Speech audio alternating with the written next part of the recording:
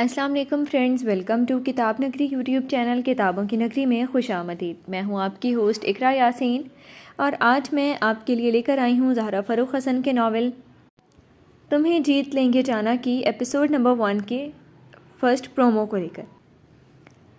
تم اسی بیڈ پر سو گے؟ اسے آرام سے تکیہ رکھ کر بیڈ پر لیٹتے دیکھ کر وہ تیزی سے بولی تو شاکر نے دونوں آنکھیں سکیڑ کر اسے گھورا۔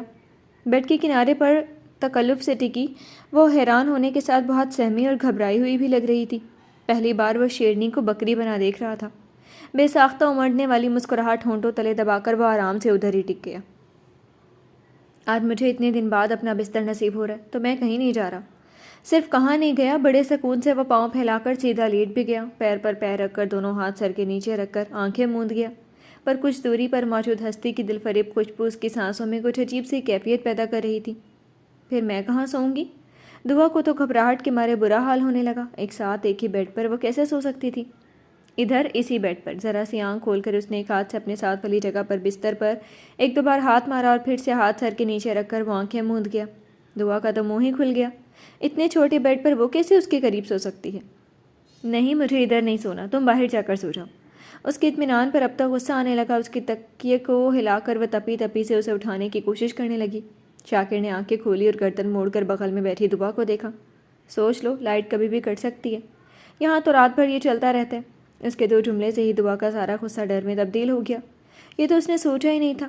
ادھر شاکر اچھے سے اس کے ڈر کو اور بھی ہوا پانی دینے کی کوشش میں مصروف تھا۔ اور وہ جو کھڑکی نظر آ رہی ہے دعا صاحبہ، ادھر سے بغل کی بلڈنگ کے سامنے کا منظر دکھتا ہے۔ ان کے گھر میں سنا ہے ایک جوان روح رہتی ہے اور اسے جوان لڑکی کی ہمیشہ سے تلاش ہے۔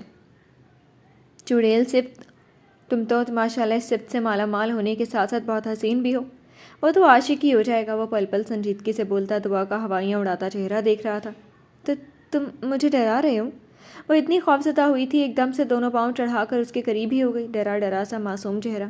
شاکر اب بہت قریب سے اس کی خوبصورتی کو محسوس کر رہا تھا۔ مجھے کوئی شوق ہے کیا تمہیں ڈرانے کا؟ خیر چھوڑو، تم تو بہت بہادر لڑکی ہو، میں باہر جا کر سو جاتا ہوں۔ وہ بے نیازی دکھاتا اپنا تکیہ اٹھا کر چلا جاتا کہ دعا نے سختی سے اس کا بازو دبوچ لیا۔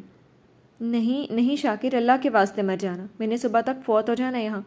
اس کا بازو دبوچ کر وہ اب بس رو دینے کو تھی۔ ایک دم اجنبی ماحول اور اس کی سنائی گئی کہانی، وہ اچھے سے ڈر چکی تھی۔ بار بار کھڑکی کی طرف دیکھتے ہوئے عاشق بھوت نظر بھی آنے لگا۔ پھر ہم ایک ہی بیڈ پر کیسے سو سکتے ہیں؟ وہ تکیہ رکھ کر معصوم سا بنا۔ نہیں، کیوں نہیں سو سکتے؟ دیکھو کتنی جگہ ہے۔ جو بیڈ چھوٹا لگ رہا تھا ایک دم سے وہ شاہی بیڈ نظر آنے لگا۔ شاکر دل میں ہنسا مگر چہرہ سنجیدہ ہی رہا۔